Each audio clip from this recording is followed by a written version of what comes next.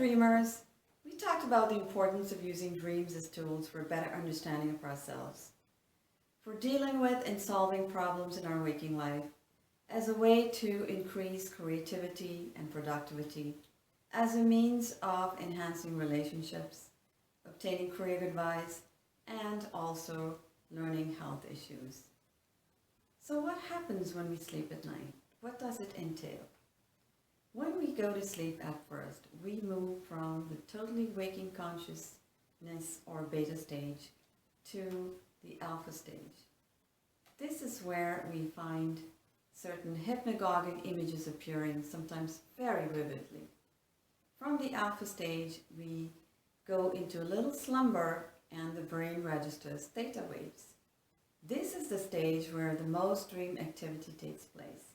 It is also called the REM stage, and if you were to watch a dreamer, you would notice that his eyes are moving rapidly back and forth. From this stage, we move to the delta cycle. This is also the stage where sleepwalking may sometimes happen.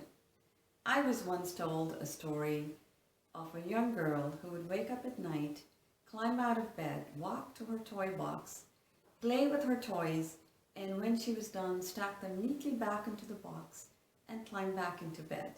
She did this on a regular basis and had no clue that she was doing this in her waking life. Once her mother noticed it and told her about it, she completely stopped. So we have 4 to 7 dreams per night. How do we remember these dreams? What is the key to recalling them so we can analyze and interpret them to empower our own selves? The best way is to form a regular practice of writing them down. I would suggest you keep a notebook by your bedside, and when you wake up at night, we usually wake up when we have a nightmare. That is the best time to note down whatever you dreamed. And if you can't do it at night, do it first thing in the morning, whenever you can. As you wait, and the longer you wait, the dream seems to slip away from you. You remember less and less. But with practice, you can start to remember it much, much later. Just imagine dreaming 4 to 7 dreams and trying to remember even one of them. And we rarely have just one big long sequence or a saga that we could write down the next day. We usually have what I call sequences or segments. With regular practice of writing and recalling, you will be able to remember more than one dream. As you go on, you could probably remember almost 4, 5, even 6 or 7. So write them down in as much detail as you can.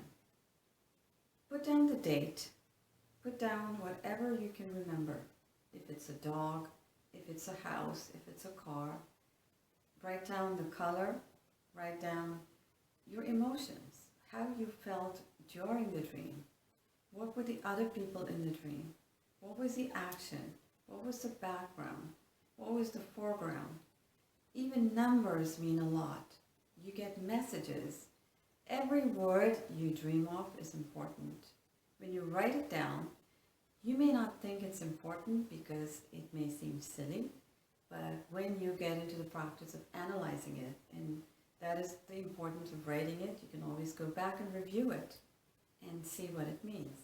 So writing it on a daily basis, once you get into the practice of it, you will start to see how you can tap into other realms, into the realm of lucid dreaming, out-of-body experiences, out-of-body dreams, that intriguing realm where you're both awake and asleep at the same time.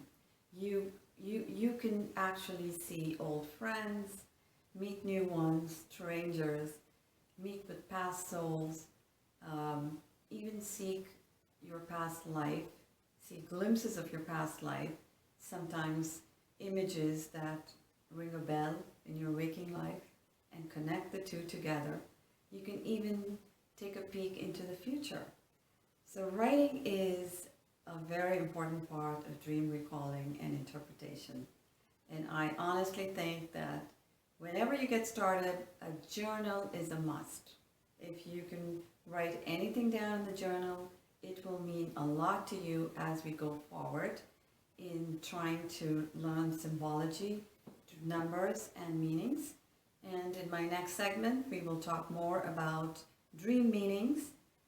We might explore images. And if you like this video, subscribe to it, and please tune in for my next segment. Until then, sweet dreams.